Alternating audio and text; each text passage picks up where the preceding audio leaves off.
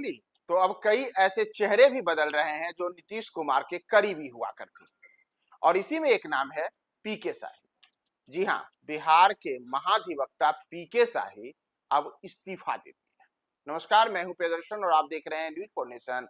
और बिहार की में आज एक बड़े घटनाक्रम में बिहार के महाधिवक्ता पीके शाही ने इस्तीफा दे दिया है। पूर्व मुख्यमंत्री नीतीश कुमार ने इन्हें नियुक्त किया था और नीतीश कुमार के बेहद करीबियों में एक पीके शाही माने जाते हैं। यहाँ तक कि नीतीश कुमार ने इन्हें पूर्व में अपनी सरकार में मंत्री भी बनाया था। और अब वही पीके शाही जब बिहार में सरकार बदली है, यानी कि सम्राट चौधरी बिहार के मुख्यमंत्री बन गए हैं, तो उन्होंने आज हैरान करते हुए अचानक से इस्तीफा दे दिया। दरअसल बिहार सरकार के जो महाधिवक्ता पीके शाही हैं, उनका पूरा नाम प्रशांत कुमार शाही है। उन्होंने खुद स्वतः ही त्याग पत्र दे दिया है। उनको, जैसा मैंने आपको बताया कि नीतीश कुमार के जब मुख्यमंत्री बिहार के थे, तो उस समय बिहार के महाधिवक्ता के पद पर नियुक्त किया गया था।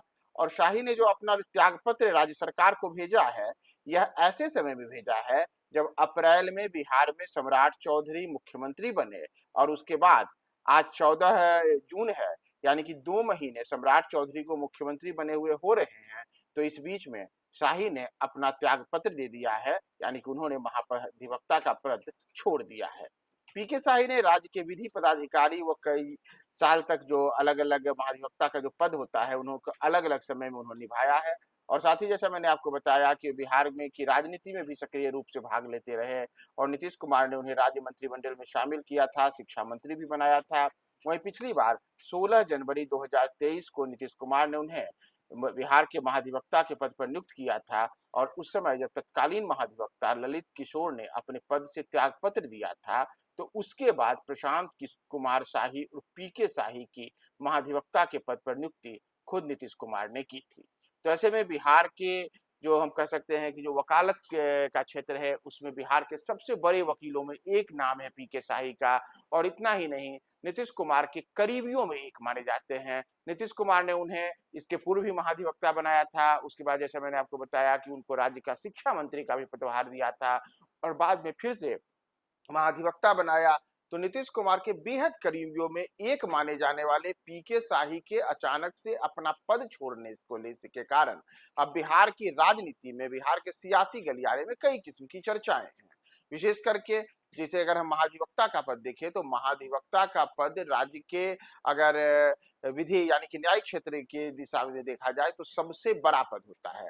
दरअसल राज्य सरकार के द्वारा जितने भी कोर्ट कचहरी के मामले होते हैं, उसमें राज्य सरकार को प्रमुखता से सलाह देना, और इतना ही नहीं, राज्य सरकार की ओर से पेश होने की भी जो जिम्मेदारी होती है, वह महाधिवक्ता की होती है। तो ऐसे में महाधिवक्ता के पद देख रहे पीके शाही ने अब इस्तीफा दिया है। तो इसके पीछे के कारण क्या है? ये कारण तो कई किस्म की बातें निकल करके सामने आएंगी भविष्य में कि आखिर किन वजहों से, किन कारणों से पीके शाही ने इस्तीफा दिया है।